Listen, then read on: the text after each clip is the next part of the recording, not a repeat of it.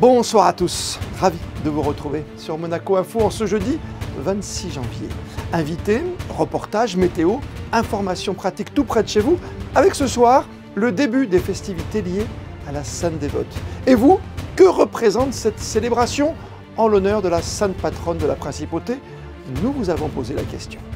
La grande histoire de Monaco et dans son tout dernier ouvrage, Jean-Yves Giraudon s'intéresse à l'une des passions du prince voyageur Albert Ier, celle de la chasse, mais toujours dans un esprit tourné vers l'environnement.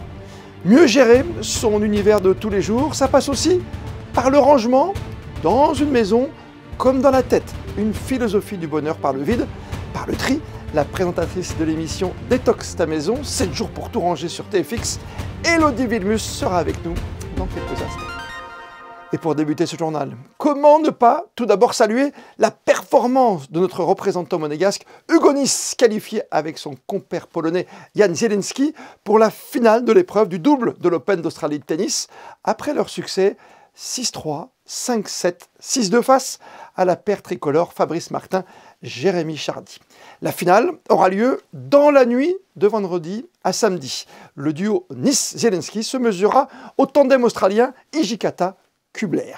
Hugo Nys, qui dès la semaine prochaine retrouvera les cours du Monte Carlo Country Club aux côtés de ses copains d'entraînement habituels pour disputer un nouvel épisode de la Coupe Davis face à la République dominicaine. Rencontre que vous pourrez suivre en direct le premier week-end de février sur Monaco Info.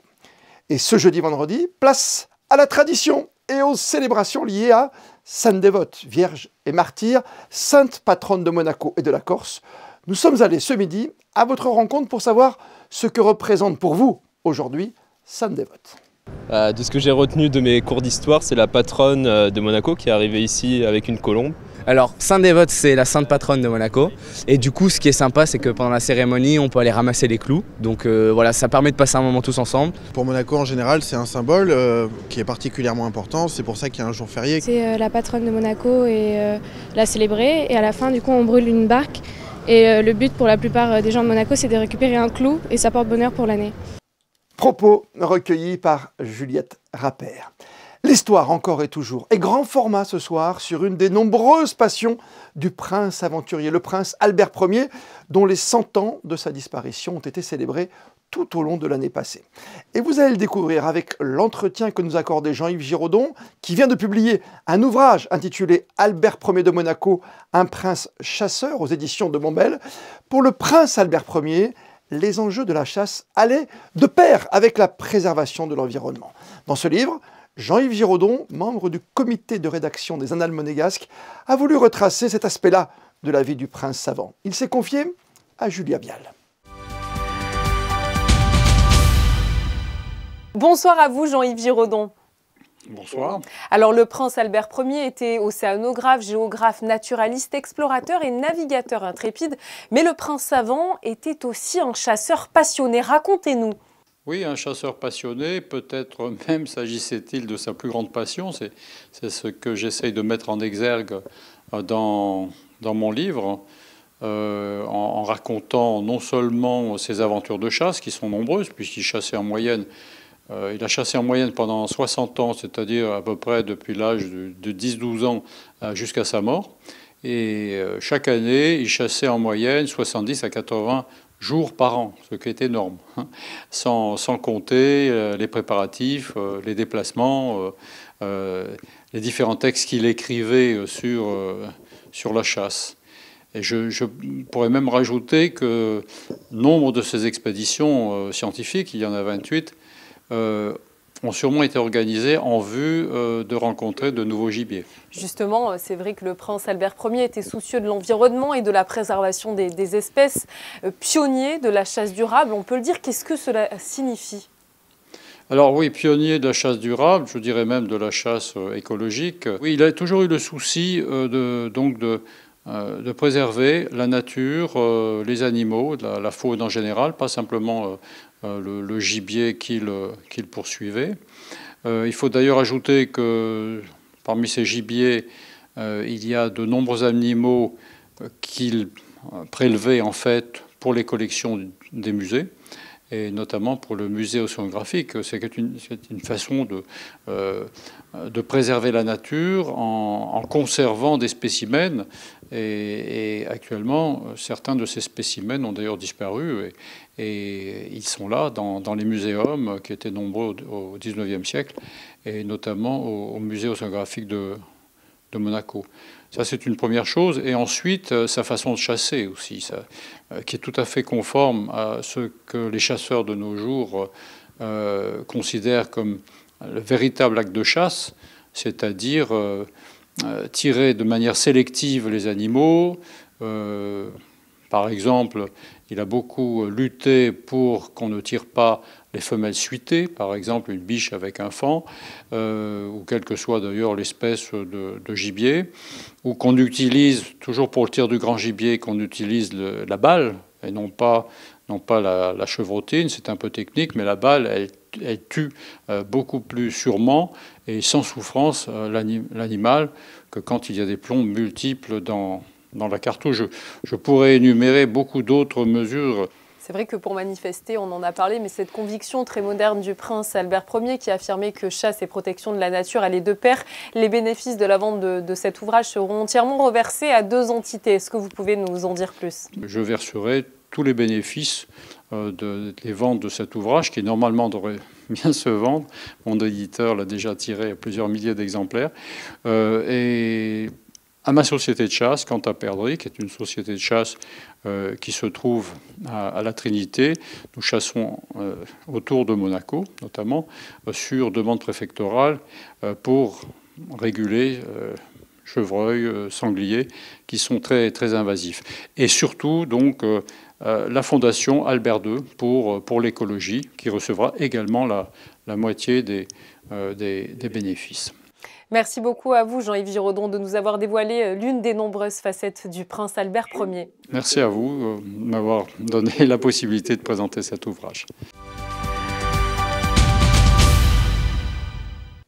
Hier se tenait le fameux concours culinaire du Grand Cordon d'Or au lycée technique et hôtelier de Monaco. Un retour post-Covid pour la compétition qui accueille des candidats venus du monde entier pour cuisiner et présenter au jury une version personnalisée des plats imposés à cette occasion. Cette année, carré d'agneau et charlotte aux pommes au menu. Anaïs Riu a suivi les 4 élèves en lice du top départ jusqu'à la remise des prix. Cela faisait 3 années consécutives que le concours international du Grand Cordon d'Or n'avait pas eu lieu à cause de la pandémie du Covid-19. Cette année, la célèbre compétition culinaire fait son grand retour et accueille 4 élèves candidats venus du Mexique, d'Italie, de l'île Maurice et de Monaco pour mettre en pratique leur savoir et tenter de séduire le jury technique et le jury de dégustation. On est ravis qu'elle se reproduise, qu'elle retrouve son aura habituelle. Des professionnels présents dans l'établissement, des élèves de 4 États différents qui participent à un concours de renommée internationale, puisqu'il y a 4 États qui participent. C'est toujours impressionnant, hein. Vous voyez, on les a vus arriver là dans la journée, et puis on en avait hier, mais des chefs étoilés, des meilleurs ouvriers de France, donc des pointures de la gastronomie, des gens emblématiques, aussi bien du secteur hôtelier monégasque que du secteur hôtelier français. Les candidats avaient 4 heures pour réaliser 2 plats imposés, le carré d'agneau et la charlotte aux pommes, qu'ils ont pu personnaliser et travailler plusieurs mois avant la compétition, puisque la démarche du concours reste avant tout pédagogique. On se doit d'avoir la mesure du respect de l'engagement du jeune. Donc c'est pour ça que je dirais aujourd'hui, je suis surpris par certaines préparations, déçu un petit peu par d'autres, mais il n'y a pas de point négatif. Le gagnant, c'est toute une alchimie, c'est-à-dire l'alchimie de la cuisson des pommes, l'alchimie de la douceur et la réactivité de ce qu'il avait mis les ingrédients dans la charlotte. Et pour terminer, le premier sens du goût, c'est la vue. Donc lorsque ça arrive, il faut que ça soit au top. Cette alchimie, c'est la jeune candidate et élève de Monaco qui a su la créer pour conquérir les pupilles et papilles du jury et ainsi remporter son premier prix culinaire à tout juste 17 ans. Je suis très heureuse, j'ai réussi, c'est une petite victoire, mais grand, beaucoup grand. Pour mon niveau, tout. Si je pense où je suis partie et maintenant je suis ici, c'est vraiment incroyable.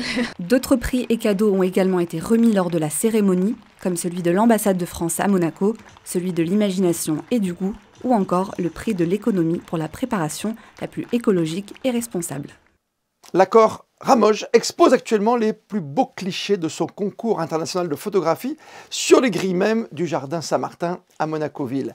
Les amoureux de la mer et de la photographie étaient invités à concourir dans les catégories comme l'homme et la mer, la zone Ramoge bien définie qui s'étend de Marseille à La Spezia, un thème libre également et une autre compétition pour les jeunes de moins de 21 ans, avec pour but une initiation et une invitation au voyage et à prendre le large, le grand large. Cette exposition en extérieur est à découvrir pendant plus d'un mois, jusqu'au 26 février pour être précis.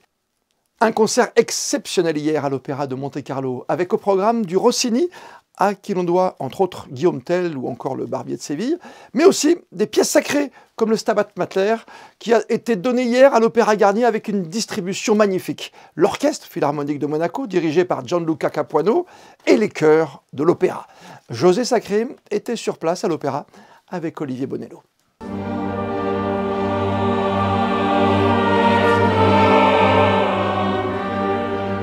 En marge de sa brillante carrière lyrique, Rossini a composé plusieurs œuvres de musique sacrée, parmi lesquelles le Stabat Mater, que Cecilia Bartoli, la directrice de l'Opéra de Monte-Carlo, a choisi pour lancer une série de concerts destinés à mettre en valeur le travail du chœur de l'opéra. Avec l'Orchestre Philharmonique de Monte-Carlo, sous la direction de Gianluca Capuano, 4 solistes internationaux, le chœur de l'opéra était dirigé par son chef depuis 16 ans, Stefano Visconti. J'ai quand même une équipe d'artistes formidables, 20 dames et 20 hommes. Il y a plusieurs nationalités réunies. Et par contre, ce qui est important, c'est que l'alchimie qui s'y crée avec ces différentes nationalités et mentalités, etc., tout autour de la musique chorale est sans doute formidable. Ce Stabat Mater est une œuvre idéale pour mettre en valeur les chœurs de l'opéra. On va dire qu'il doit s'investir dans des techniques différentes. C'est ça qui est très intéressant, surtout pour un chœur d'opéra, parce qu'on a certainement des passages avec les solistes et l'orchestre. Il y a des passages aussi a cappella, seulement avec un soliste, a cappella seulement les chœurs, et finalement, un grand morceau final, la grande fugue de Amen avec l'orchestre.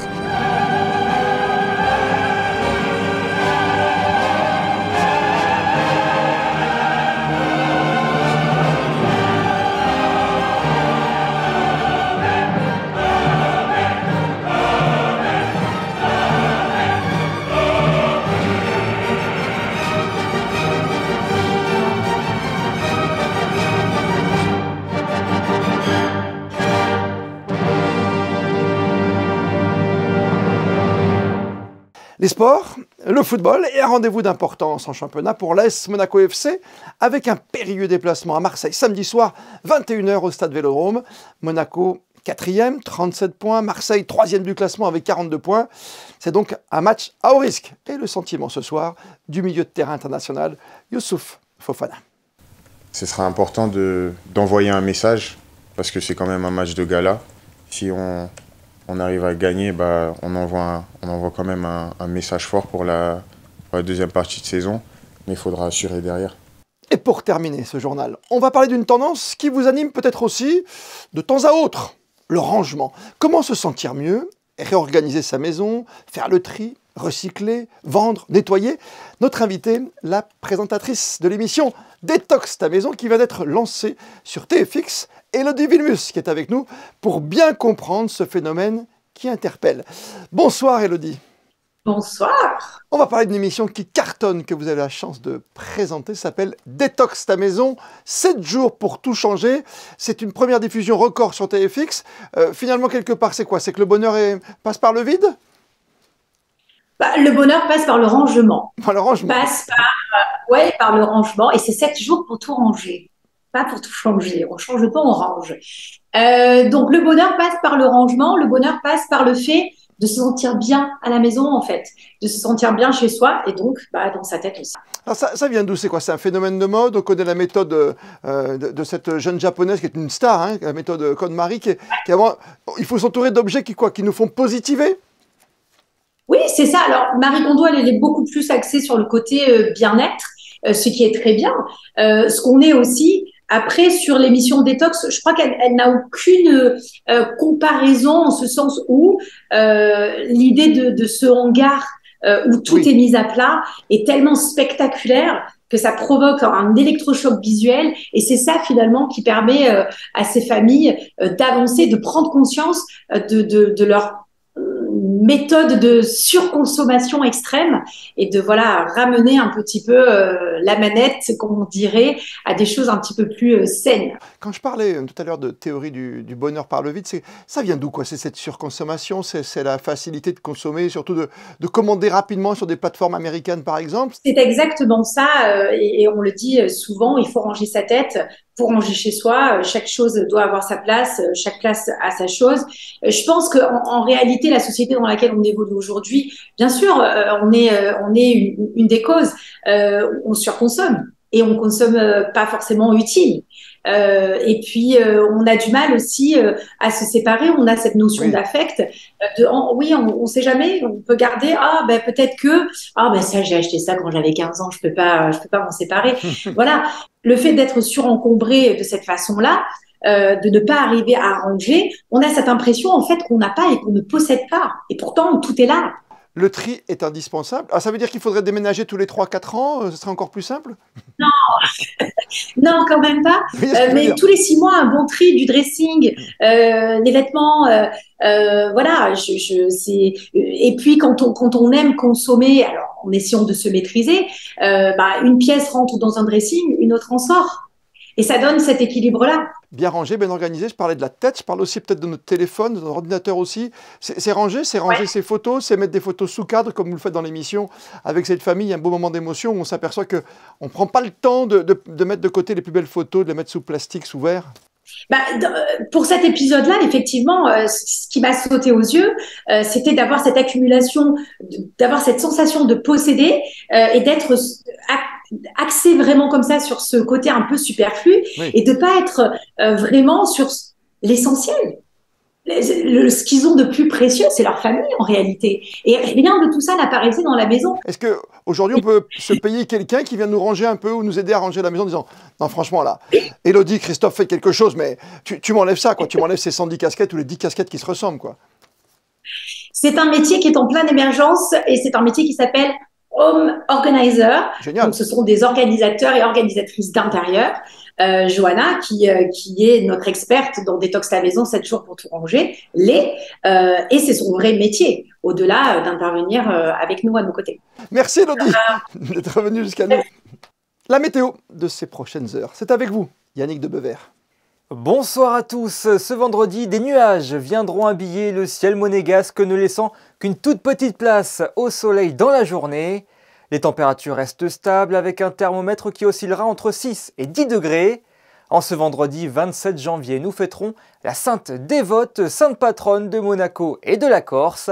Ce sera également l'anniversaire de notre ancien monégasque vice-champion du monde, Aurélien Tchouaméni. Et comme le veut la tradition, on termine votre journal par les instantanés du jour, consacrés au concours du Grand Cordon d'Or pour des chefs en herbe.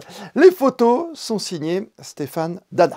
On se retrouve demain, 19 h, pour une nouvelle édition de votre journal sur Monaco Info. D'ici là, belle et bonne soirée à toutes et à tous.